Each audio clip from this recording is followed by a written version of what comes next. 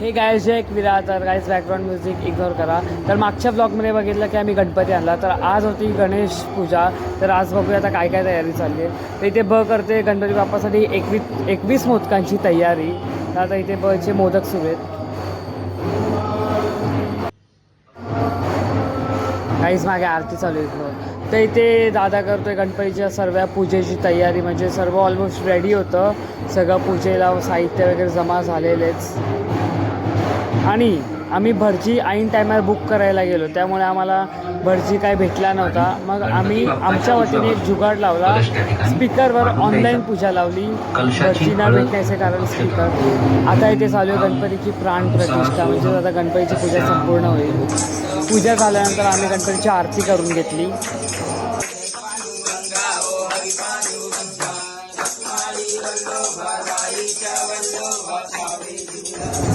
आरती झाल्यानंतर आई आणि मम्मीने दाखवला गणपती बाप्पाला 21 मोदकांचा नैवेद्य आरती करून.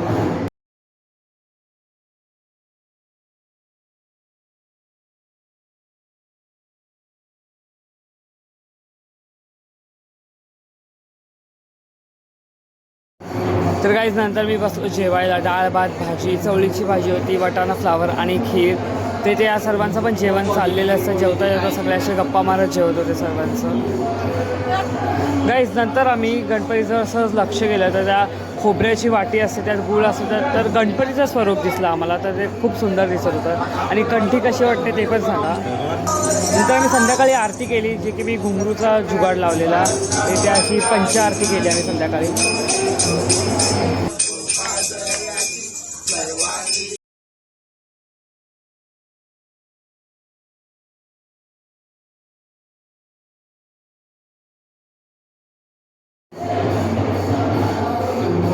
गाई संध्याकाळची आरती झाल्यावर आम्ही निघालो 1.5 दिवसाच्या गणपती फिरायला. म्हणजेच की आम्हाला आमच्या आत्याकडेच जायचं होतं. तर आम्ही आता आमच्या आत्याच्या बिल्डिंगखाली पोचलो आहे. इथे आता सगळे दादा पप्पा वगैरे सगळे जमा झालेत.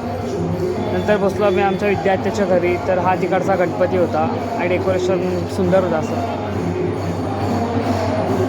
नंतर घरी आल्यावर ॲज युजल पत्ते खेळायला सुरू झाले सगळे.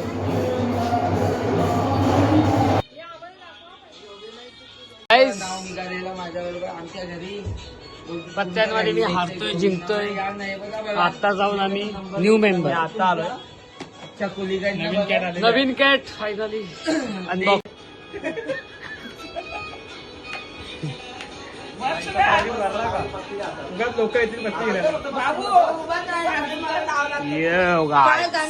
तर गाईज आजच्या ब्लॉगसाठी एवढंच. आता गौरींचे पण ब्लॉग येतील, तर बघायला विसरू नका. बाय गाईज, जय एकविरा.